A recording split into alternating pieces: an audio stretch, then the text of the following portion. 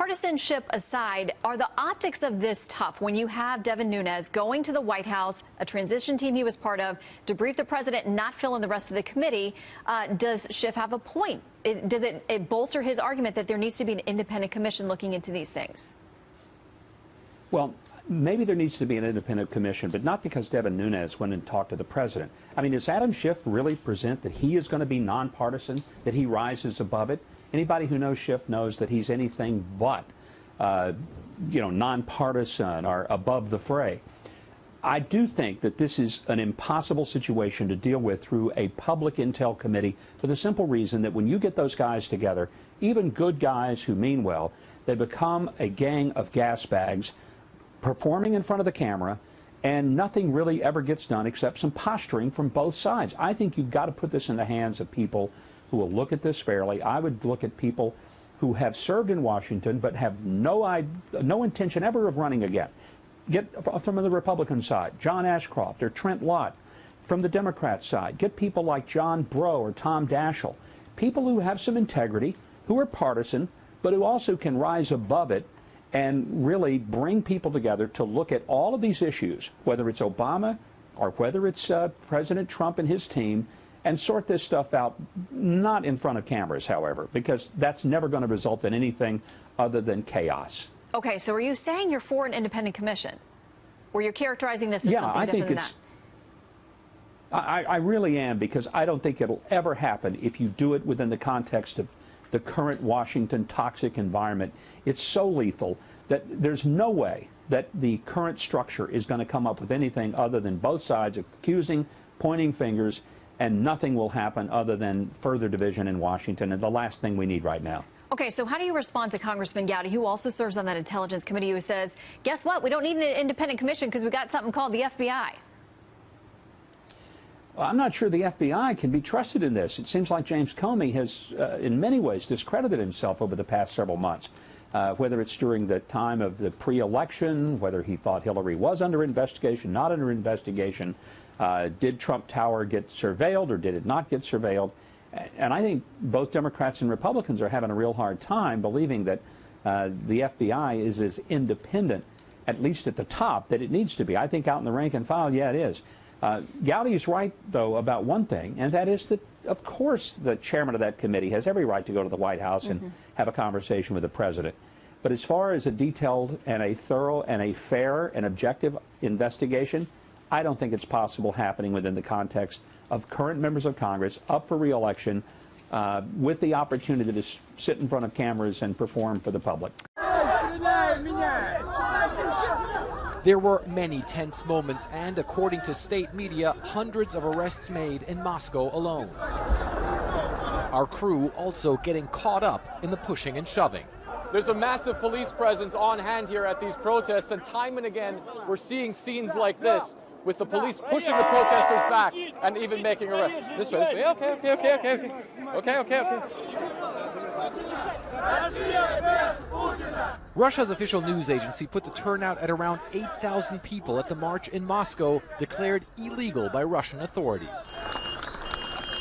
Taking to the streets to criticize what they call widespread corruption among the country's elite, the organizers say similar gatherings happened in about 100 towns and cities across this vast country. The man calling for the action, opposition activist and Kremlin critic Alexei Navalny, was himself detained. But those who followed his call weren't shy to voice their grievances. I'm against Putin, against his corruption. They can't support our government, really. They steal our money using their power. These protests don't pose a serious threat to Russia's President Vladimir Putin, who boasts approval ratings of around 80%. But they showed the opposition is willing to take to the streets whether the authorities allow them to or not. Fred Pleitkin, CNN, Moscow.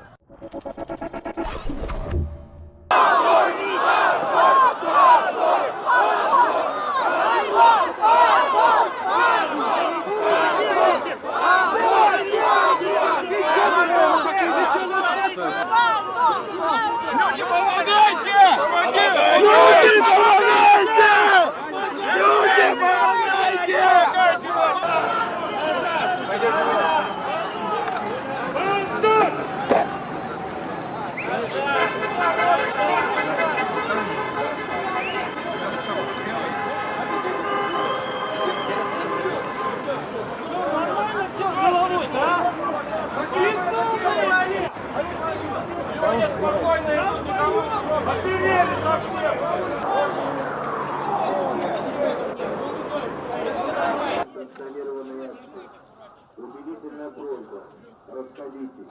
Не нарушайте общественный порядок.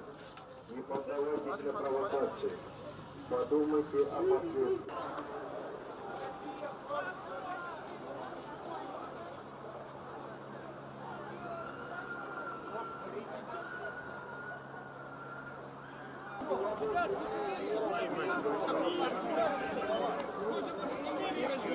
Сейчас могу туда запрячь.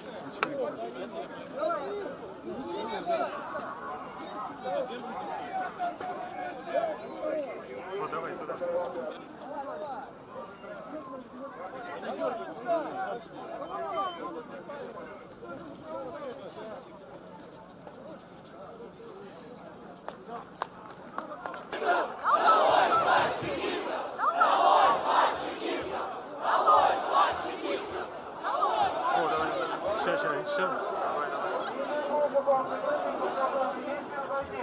В случае невыполнения законных требований сотрудников полиции вам будет применена физическая сила и спецсредства.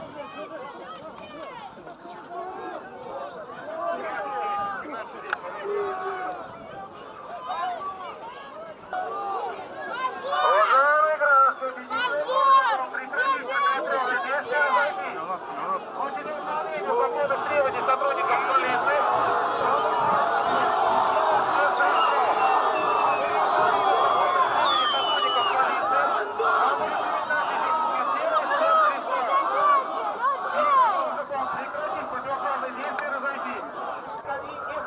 с органами исполнительной власти и нарушает федеральный закон номер 54. Уважаемые граждане, просьба расходиться, не нужно...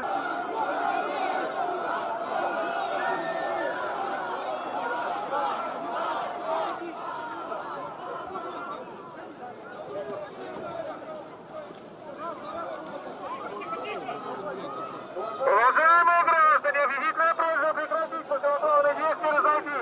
В случае невыполнения законных требований сотрудников полиции вам будет применена физическая сила и спецсредства. Помните, ваша акция не согласована с органами исполнительной власти. Будет применена физическая сила и спецсредства.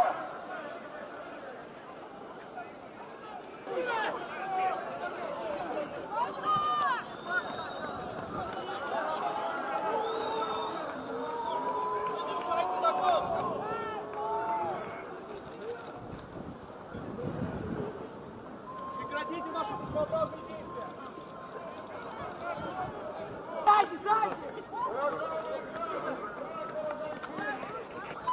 Да я вижу, ты их сзади накрываешь, я тебя снесу. Они же не видят, что мне так я лес висит.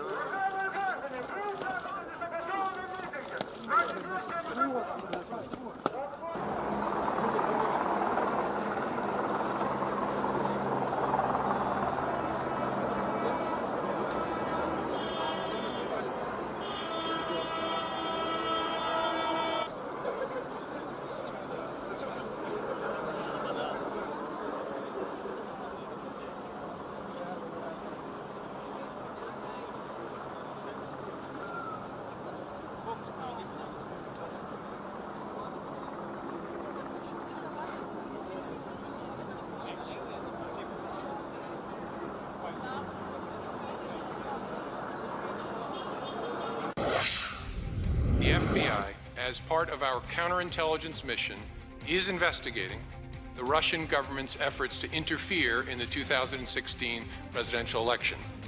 And that includes investigating the nature of any links between individuals associated with the Trump campaign and the Russian government, and whether there was any coordination between the campaign and Russia's efforts.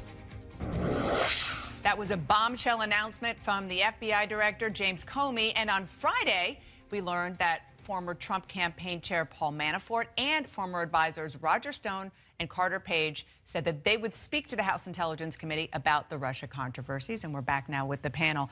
Congressman Zeldin, I want to start with you. As a Republican, do you think, in all fairness, that the American people had a right to know before they went to the polls that this investigation of the Trump campaign had been underway for months?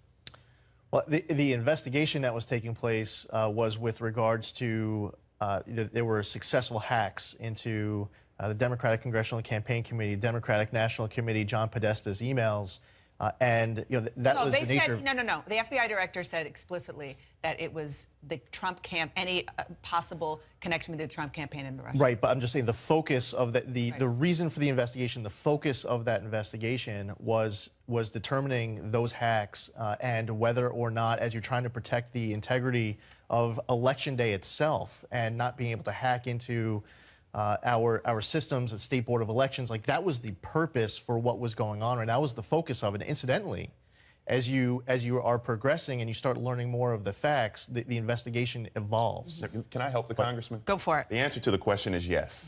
The American people deserve to know that there was an investigation going on prior to the election. Did you support Comey's letter 11 days before the election? Oh, I did not support Comey's letter. Okay, so you just contradicted yourself. I did not contradict myself, but what's good for the goose is good for the gander. And so the fact is, if you want to come out and say that I've been investigating Anthony Weiner and we found these emails on a computer and we're going to go and investigate these emails, that's fine. But the American public also needs to know, because you've said here, Rick Santorum said here, Sarah Huckabee Sanders, Kellyanne Conway, and all have touted this line. You should not vote for someone who's under FBI investigation. Well, what did we find out? That the President of the United States currently is under FBI investigation. Take it for what you want. What was he under investigation for? He and his associates in his campaign for collusion with the Russian government in this presidential election. We don't know. We don't know that first he's off, there's no evidence of that. And number two, Dan, with all due respect, yes, Comey was not clear as to when the investigation about Trump's potential collusion began. I think what Lee is saying is that it started out not as an investigation of Trump or any potential collusion. We don't know at what point that investigation turned, and he was not clear about that, and it could have been after the election. I want to ask about something else related to this that happened that was really remarkable on Capitol Hill today. Congressman Devin Nunes, who's the chairman of the House Intelligence Committee, he had to apologize to Democrats and some of his fellow Republicans for sharing surveillance information with the White House and the public before he did so with members of his own Intelligence Committee. Listen to what John McCain said about that. I'm calling for this select committee or a special committee. No longer does the Congress have credibility to handle this alone, and I don't say that lightly. He says it lightly all the time, so that doesn't surprise me that John McCain. Well, what do you think? I think that I think it should be done by the committees in charge. Do I think Devin Nunes made a good call? No, I don't think he made a good call. I think he should have talked to his committee before he went to the president. And I don't think his responsibility is to the president. And so, but I would say on the other side, Adam Schiff has reminded me of Joe McCarthy. I mean, these rants about all these coincidences of and you know that have, if you string together, obviously show that there's a Russian conspiracy here with the Trump campaign, are absurd on its face, and he is being just as partisan as Devin Nunes is. I don't think it's partisan when you've got an FBI director saying that there's clearly been Russian interference somehow in our election. We need to have the facts. And Senator McCain is absolutely right. I do believe we need to have an independent commission. I think that what happened last week shows that it's impossible for there not to be political interference in the intelligence committees conducting this investigation. We're in too partisan an environment, and when you're talking about a foreign government like Russia trying to interfere in our election cycles, and Lord knows what else, we need an independent investigation. Congresswoman, did your colleague, Adam Schiff, go too far when he said this week that the Trump-Russia evidence is more than circumstantial?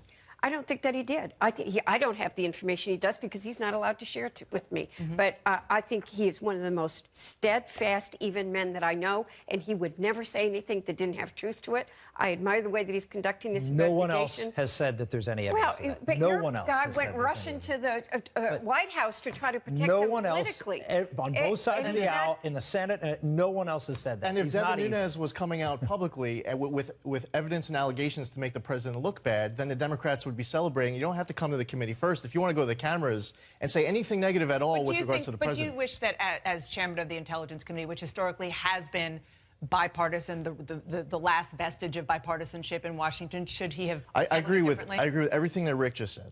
And you know, he's absolutely right in his analysis. I just want to point out, though, real quick, how this would have actually played out if Devin was going out with something that makes the president look bad. Okay, fair enough. Thank you all for that great credibility of that committee, period. We'll leave it there. Thank you, everybody. Appreciate it. Hundreds have been arrested in Moscow, including a prominent critic of Vladimir Putin, ordered to jail for 15 days. Thousands taking part in anti-corruption protests across the country. Riot police can be seen scuffling with demonstrators on camera. The Kremlin accusing opposition groups of provoking that violence. A U.S. State Department spokesman condemning Russia's crackdown on those protests as they continue. U.S. messaging has been very mixed. The telephone call to Taiwan, then questioning the one-China policy, 45% tariff, talking about currency manipulation, and of course South China Sea issues have popped up a bit too. I think the administration is starting to settle down a little bit, although it's a bit mixed in respect to North Korea, and then Tillerson was in Beijing. My judgment is a lot of this comes down to Mar-a-Lago, and President Trump's going to have to show strength. He's going to have to show that he's on top of all this. It can't be erratic. It can't be a Twitter summit. It's got to be a very substantive, solid summit. And he's a bit wounded right now with the failure of the travel ban effort, and now with the health care repeal and replace of fallen off. And he's got to show strength, because the Chinese, if anything, respect strength. They respect the United States that is strong and very present in the region, and he has to demonstrate that. And there's so many issues on the table. Let's go through a couple of them one by one. I mean, first of all, we could talk about trade, right? The TPP has been scrapped. Also, protectionist policies inside China continue. I mean, just for example, Pinterest, the American social media site that focuses on sharing recipes, is now banned in China. Is this going to go on? Well, it depends on two factors. The major factor is U.S. leadership. If the United States shows the right kind of leadership, because countries around the world still look to the United States for leadership, China's going to recognize that, and China's going to have to deal with that. On the other hand, China may want to go off in its own direction, and so a lot of this is up to China itself too. And with the Great Wall bans, for example, as you mentioned, and American companies having a hard time getting access, and also economic subsidies in China. China not doing what it should with respect to North Korea. It all comes down to good faith. We have to do the best we can as Americans, but in my judgment, it's projecting American strength. We've got to be there, and it's American credibility. Donald Trump's, he's wounded now. He's kind of here and there. He's got to settle down and show strong principles and be what American president should be, and that's the leader of many countries. Is American strength needed when it comes to the issue of the South China Sea? Because China continues to build out islands and even introduce military deployments. They're undeterred. I think our major effort in the South China Sea, frankly, is something it's been scuttled. That's this Trans-Pacific Partnership. It is clear to me, if we had stuck with the Trans-Pacific Partnership, we have showed terrific geopolitical presence in Southeast Asia. And our withdrawal now creates a vacuum which China is filling. You know, Trans-Pacific Partnership is a good economic complement to military planning in the South China Sea. And now, with it gone, it's harder for the United States to get basing rights, to overflight approvals and so forth, because China, in the meantime, with American withdrawal, is putting more pressure on Southeast Asian countries, political and economic pressure. The biggest mistake in my 3 years as ambassador to China was the United States' failure to pass TPP.